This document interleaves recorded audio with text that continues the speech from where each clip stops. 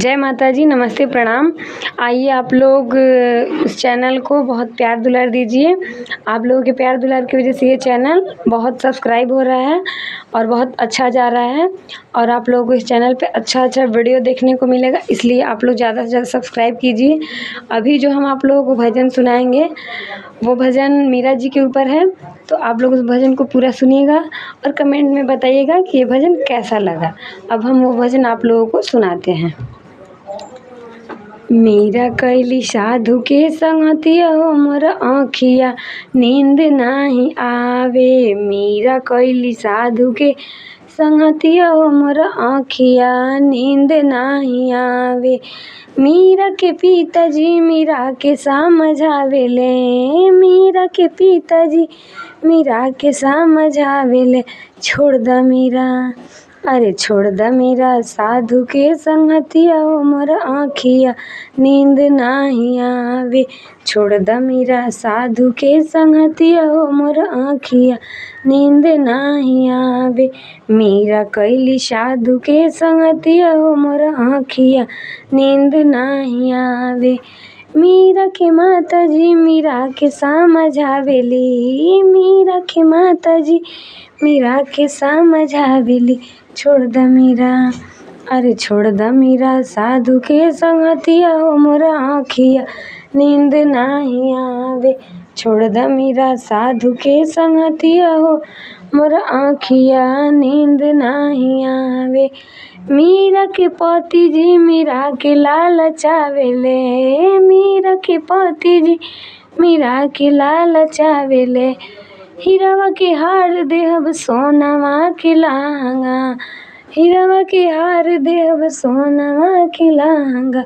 छोड़ द मीरा, अरे छोड़ द मीरा साधु के संगतिया हो मोर आँखिया नींद नाही आवे। छोड़ द मीरा साधु के संगतिया हो मोर आँखिया नींद नाही आवे। अगला गो हीरावा बाजार पर लहंगा, अगला गो हीरावा बाजार पर लहंगा। हम न छोड़ब, अरे हम न छोड़ब साधु के संगतिया हो मोर आँखिया नींद नाही आवे। हम न छोड़ब साधु के संगतिया हो मोर आँखिया नींद नाही आवे। मीरा कैली साधु के संगतिया हो मोर आँखिया नींद नाही आवे। मीरा कैली साधु के संगतिया हो मोर आँखिया नींद नाही आवे। कोई कहे नाच बजा कोई कहे नचनिया, कोई कहे नाच बजा कोई कहे नचनिया। गौवा के लोगवा हो घृणावा करेला, गौवा के लोगवा हो घृणावा करेला। कहे द नाच बजा कहे द नचनिया, कहे द नाच बजा कहे द नचनिया। गौवा के लोगवा के घृणावा करे द, गौवा के लोगवा के घृणावा करे द। हम न छोड़ब, अरे हम न छोड़ब साधु के संगतिया हो मोर आँखिया नींद नाही आवे। हम न छोड़ब साधु के संगतिया हो मोर आँखिया नींद नाही आवे। मीरा कैली साधु के संगतिया हो मोर आँखिया नींद नाही आवे।